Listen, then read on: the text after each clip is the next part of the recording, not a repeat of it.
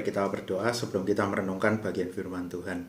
Bapa di surga, saat ini kami mau belajar dari bagian firman Tuhan. Roh Kudus menolong kami supaya kami mengerti dan kami bisa melakukannya. Di dalam nama Tuhan Yesus kami berdoa. Amin. Jangan mengajak kita merenungkan bagian firman Tuhan dari Ibrani 10. Saya bacakan ayat yang ke-10. Ibrani 10 ayat yang ke-10. Dan karena kehendaknya inilah kita telah dikuduskan satu kali untuk selama-lamanya oleh persembahan tubuh Yesus Kristus. Ayat 14, oleh satu korban saja ia telah menyempurnakan untuk selama-lamanya mereka yang ia kuduskan. Ayat 19, jadi saudara-saudara, oleh darah Yesus kita sekarang penuh keberanian dapat masuk ke dalam tempat kudus. Saudara, kalau kita lihat Ibrani 10 dan dari ayat sebelumnya, dikatakan tadi di dua ayat yang saya bacakan, ayat 10 dan ayat 14, ia telah menyempurnakan untuk selama-lamanya. Ayat 10, satu kali untuk selama-lamanya. Saudara, ayat ini menarik karena dari ayat sebelumnya, dari pasal sebelumnya berkali-kali dikatakan satu kali untuk selama-lamanya. Saudara, ketika kita melihat hidup kita, apa yang Kristus lakukan, apa yang dia lakukan itu adalah satu kali untuk selama-lamanya. Tapi bukankah sebagai manusia yang lemah dan berdosa seringkali kita bertanya, seringkali kita mungkin berkata dalam hati, apakah aku layak? Aku masih mengalami kegagalan. Apakah aku sudah ditebus? Apakah aku sudah diselamatkan? Saudara, kalau kita pernah percaya sungguh-sungguh kepada Tuhan, ketika Dia hadir di dalam hidup kita, ketika kita sungguh-sungguh mengikut Dia, ingat apa yang dikatakan tadi, penebusannya itu satu kali untuk selama-lamanya. Keselamatan itu diberikan satu kali untuk selama-lamanya. Tapi seringkali tidak mudah. Betul, itu tidak mudah. Seringkali kita lupa, apa sih pertobatan itu? Apa penebusan itu? Di sini dikatakan untuk selama-lamanya mereka yang ia kuduskan. Ketika kita melihat tentang kekudusan, artinya kita sekarang dipisahkan. Artinya kita sekarang bukan lagi tinggal di dalam dosa, di dalam hidup yang lama, menjadi di bawah kekuasaan penguasa kegelapan. Tapi kita sekarang menjadi anak Tuhan, kita ada di dalam terang, kita menjadi hamba kebenaran, kita hidup dipimpin Roh, kita menjadi anak-anak Allah. Kudus artinya sekarang kita ada di pihak Tuhan. Kita bersama dengan Tuhan. Kita menjadi anaknya. Kita bukan lagi di pihak yang satunya. Kalau kita sadar ini, satu kali untuk selama-lamanya kita berpindah ke pihaknya Tuhan, kita akan ada di situ.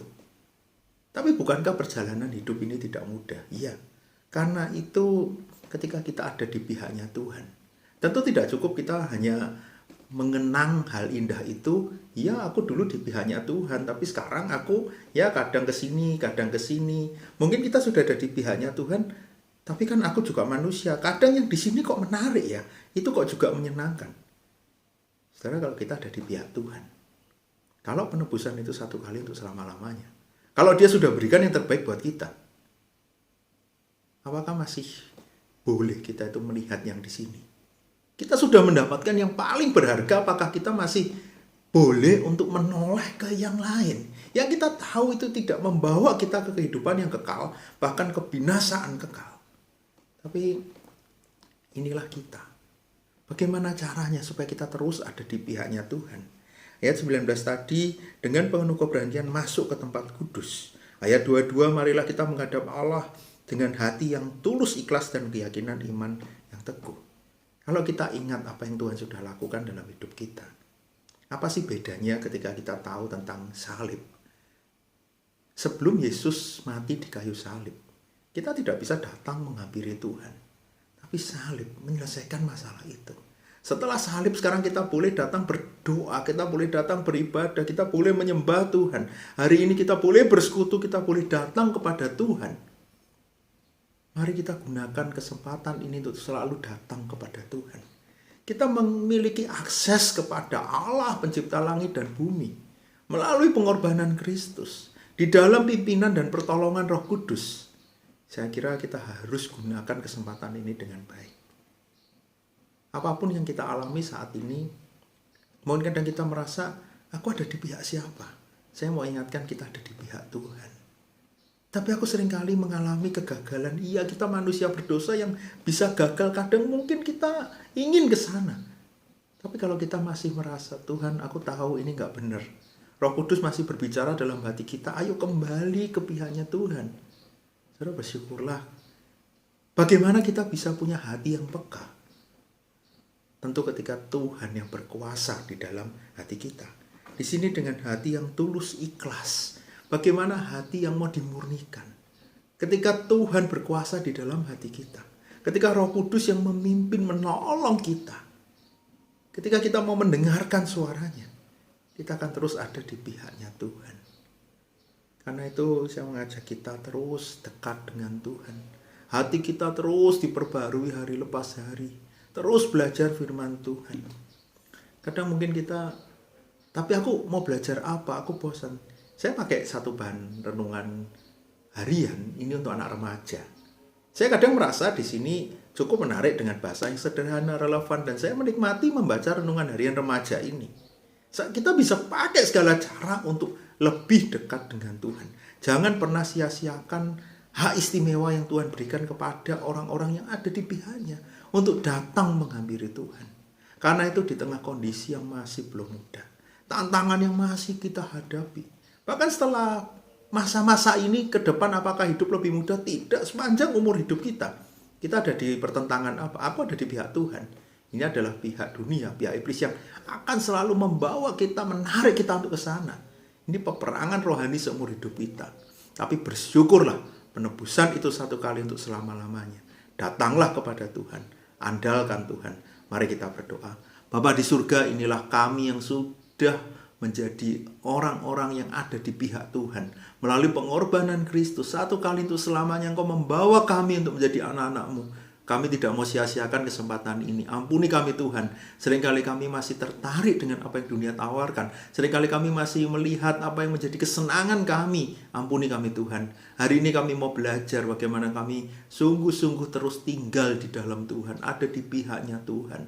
Karena itu biarlah hati kami terus melekat kepada Engkau. Kami terus datang kepada Tuhan. Setiap hari kami mengambil waktu untuk mencari Tuhan. Setiap ada kesempatan persekutuan ibadah kami mau gunakan dengan sebaik mungkin. Dan kami mau membiarkan Tuhan yang berkuasa di dalam hati kami. Di dalam hati kami, ketika kami biarkan Tuhan yang berkuasa, bukan kejahatan, bukan hal yang buruk yang kami lakukan, tapi hati kami akan memunculkan hal-hal yang baik. Kami melakukan yang berkenan kepada Tuhan.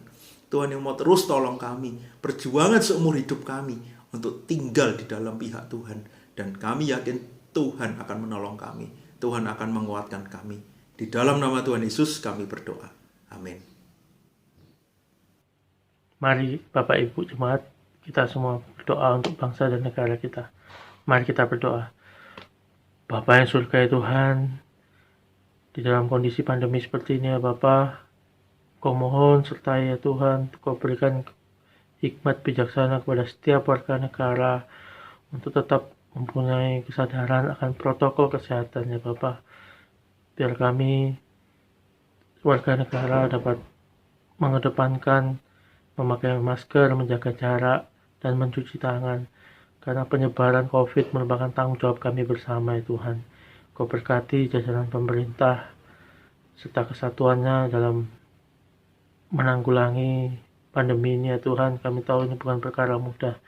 Kau sertai, berikan mereka hikmat, kebijaksanaan, sehingga dapat mengatur, mengelola, menata negara ini ya Bapa. Kau juga berikan berbelas kasihanlah kepada dunia ini ya Tuhan, melalui vaksin yang akan disebar. Engkau berkati ya Tuhan, kiranya vaksin-vaksin ini hanya daripada-Mu ya Tuhan. Engkau yang turut campur tangan dalam pengelolaannya, Engkau juga turut campur tangan dalam penyuntikannya ya Tuhan kepada setiap orang di muka bumi ya Tuhan. Biarlah harapan itu dapat memberikan ketenangan di kondisi pandemi seperti saat ini ya Tuhan. Kau juga berkati ya Tuhan untuk jemaat yang ekonominya terkena efek pandemi ini ya Tuhan. Kami tahu bahwa kondisi saat ini tidak mudah, Kau tapi mohon tetap sertai ya Tuhan. berikan kami iman, berikan kami harapan, sehingga kami dapat tetap teguh di dalam Engkau ya Tuhan, memegang salib-Mu. Kami tahu apapun yang terjadi saat ini, itu semua campur tangan daripada-Mu ya Tuhan. Engkau tidak membiarkan yang terjadi saat ini berlarut-larut. Biarlah Kau juga berikan kesetiaan pada setiap anak-anak-Mu, hamba-Mu ya Tuhan, untuk tetap memegang teguh iman terhadap Engkau. Badai pasti berlalu, dan kondisi kami semua akan dipulihkan. Terima kasih ya Bapa, terima kasih. Hanya di dalam nama Tuhan Yesus kami berdoa dan mengucap syukur. Amin.